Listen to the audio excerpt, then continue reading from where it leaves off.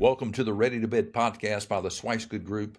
I'm Kyle Swicegood with my host, Zach Johnson. We're here to talk about auctions, real estate, and personal property, and interesting topics. Good morning, Zach. What's going on our calendar? Well, a couple interesting things. If folks want to look on the website, again, bid.com. Real estate auctions galore. The page is filling up. Too many to go over. A couple of U.S. Marshals properties being sold in our seized asset section of our website. Again, the equipment auction that is ongoing, our monthly equipment auction is live now for this month. And last but not least, we have a vintage military and sportsman auction in the works. Some great items there. One of the things I'm excited about, if you stay tuned, listen to next week's podcast or possibly the following, we're going to have a special guest to go over that auction. Some really unique items. I'm really excited about that one. But today, Kyle, we're here discussing what goes into setting up an online auction. A lot of people said, "Oh, I've sold something on eBay. You take one picture or two pictures and you upload it. That's all you guys do, right?" Well, not exactly. And so I just sort of wanted to peel back the curtain a little bit to show people what we do, how it differs from their perceived idea of what we do. I'm excited. Looking forward to this discussion, and let's just get right into it. Everything starts with a meeting with our seller, whether it's personal property or real estate. Discuss the number one item here, the seller consultation, setting goals. How does that process typically start? Well, setting goals is the first main objective. We want to accomplish the goal that is our seller's goal. And on real estate, that includes doing competitive market analysis, which means looking just like a conventional real estate broker. We're going to look at what the market is showing out there. Mm-hmm. The difference in the conventional method versus what we do is we have one contract, and it is a contract that is seller weighted. And that contract is going to be used by every single potential winner of the contract. So no contingency contract. It's not contingent upon financing. However, the majority of our bidders on real estate end up getting financing. Yep, So sure do. we believe that is a great method for the benefit of our seller. Let's talk about title work, contracts, and legal prep. Zach? Yeah, so on the front end, obviously, if there's title issues in some assets that we sell, there are title issues. We want to know that up front. We want, obviously, our client or our seller to know that, and we want the public to know that. So everything from title work, just to make sure we know what we're selling, and so the public knows what they're buying. We have title work completed on a lot of our government assets. It's already done. If there is a question, of title, if it's not a normal situation, on a case by case basis, we'll talk to our sellers about that, saying, "Hey, let's be proactive on the front end to prevent any issues on the back end." Mm-hmm. Now, if they just bought the house 2 years ago, had a traditional closing, they've lived in it for a couple years, are we going to say, is a title search before we sell right for every situation? No. But on a case-by-case basis, again, that's part of that conversation we have with the seller, just to make sure there's no hurdles on the back end. What we do is marketing. In fact, I would say the majority of our job is marketing, whether it's personal property or real estate. If it's real estate, we're going to do drone footage. We're going to hire professional photography. We're going to hire professional measurers, so that we basically have a schematic drawing of the bedroom. So an informed bidder is a good bidder, and they will bid more. Absolutely. As far as the, once that cataloging or photography and, all that is in place, this is where we peel back the curtain a little bit. How does all that work with the website? Do we, pay someone in India to do this, or is it personally? And I already know the answer to this question because it's you and me personally. We're in the trenches. It's somebody with a Southern accent. We are online. We're uploading this information. We're going to make our assets look and be presented in the best possible manner. Now, with that being said, if there's any flaws or defects, for example, personal property, we're going to photograph that. We want the bidder to be informed. We're not selling a pig in a poke. We are selling an informed bidder and asset, and especially as it comes to real estate, we're going to have incredible photography, rooms, interior, exterior. Zach and I are both drone pilots. We have our license, and we will professionally get aerial views of real estate. Yep. And then That's the fun part. oh, absolutely. I've crashed a drone or two. One of them was yours. I was getting ready to say, anybody know who's owned it? It's all good. It is good It's for just me. the price you pay. And I say, the platform.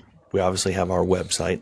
It's proprietary. It's the bidding platform. But where else does all this information go?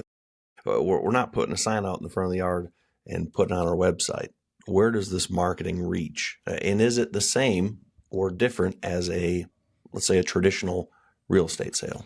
Yeah, so it's going to go in the local multiple listing.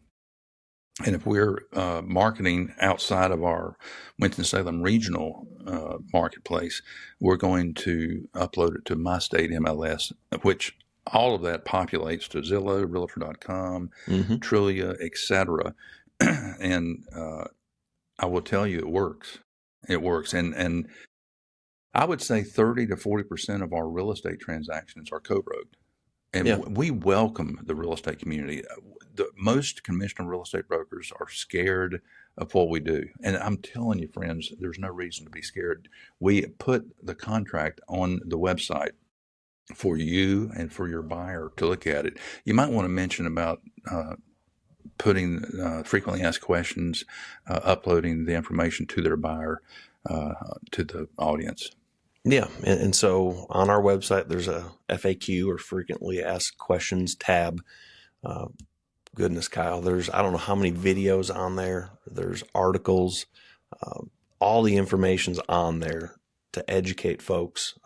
There's also what's called a broker participation form. You're talking about real estate brokers. Mm-hmm. Literally all they have to do is obviously show their client, like a normal listing, complete that broker participation form to basically claim their client, because the client's the one agreeing to the terms of the auction and registering and bidding.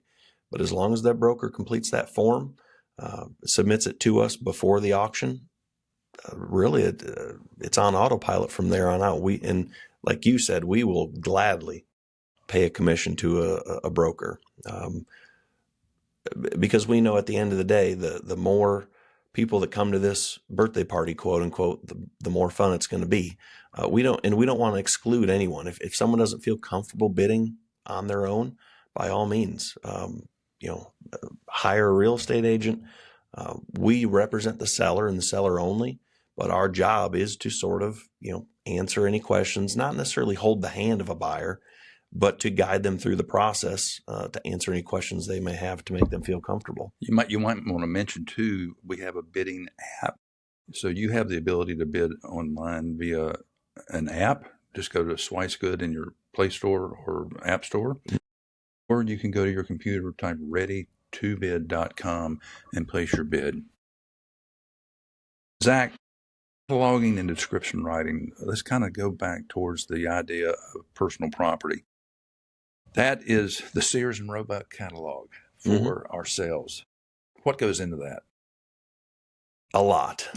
I would say in a personal property auction, whether it's an estate situation, Kyle, or whether it's a business liquidation, people are bidding a lot of times without seeing the items in person. We allow and encourage public preview days to where folks can come take a look at personal property. They can, wind up the toy. They can do whatever they want. Plug in the circular saw. 95% of all of our bidders have confidence in us as a company and in the system. They don't even show up for preview. And that's mostly because we teach and encourage all of our staff and us as well when we catalog to take pictures like there's no description, and write a description like there's no pictures. You want to paint a picture of the exact condition of whatever it is, both with the pictures and with the description. And so most of the time in a personal property auction is spent cataloging. When I say cataloging, we are taking pictures of every single item from every single angle, the bottom, the top, you name it. We are writing a description that accurately describes that item, and that's lot number 1. Then we move on to lot number 2. Becky Tarleton, the great Becky, has had auctions with well over 2,000 lots. I was getting ready to say 2,000 lots, but we've got a 300 lot, I believe, the World War II vintage military auction. Yeah. 2,000 pictures. Yeah. 2,000 pictures with 300 lots. So what we try to do is we try to take every angle, every defect, anything that an informed buyer needs to make a bidding decision. Let's end up by talking about invoicing on real estate. Strike that, on general personal property. How does that work? Yeah. So after the auction closes, we talked about how we're marketing, all that stuff. The auction event happens. On the personal property side of things, typically within 24 hours, much sooner, more than likely, we'll generate invoices to all the winning bidders. We will charge their card on file, or if it's over $2,000, typically we'll only accept a wire transfer, certified check, or cash at pickup. But we generate that invoice. Pickup is, again, typically within 48 hours or sometimes a little bit longer from the end of the auction. And all this is published or, posted on the website, the ending days, the pickup days. But again, once the auction's over, the real work begins, because as you well know, and anyone that's been to one of our pickups, there's a lot that has to happen in a short amount of time. And that's one of the reasons the auction method is so appealing to sellers, is there's a lot of work to do. A lot of them don't want to or simply can't do that work themselves. So our army shows up for pickup day. We get all the items in an orderly manner to their new owners. The invoicing, like you mentioned, and payment collection has already been taken care of typically prior to them setting foot on the property. So it's a very streamlined process. We have a calendar app that we use to schedule appointments, so not everyone shows up at 9 a.m. And I want to talk about security. At Preview Real Estate Personal Property and at Pickup, we have our army there.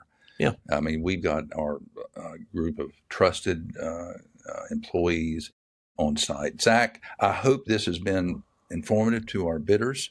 Absolutely. And why don't you call us out for the day? Yeah, I just wanted to end with, if you're thinking about selling real estate or personal property at auction, we'd love to talk with you, let you know our thoughts if it could be a good fit. You can always reach out to Kyle or myself. Our information's all over the website, readytobid.com, also in the show notes of this episode of the podcast. Thank you for being with us today, and we'll see you next time on the Ready to Bid podcast. Take care.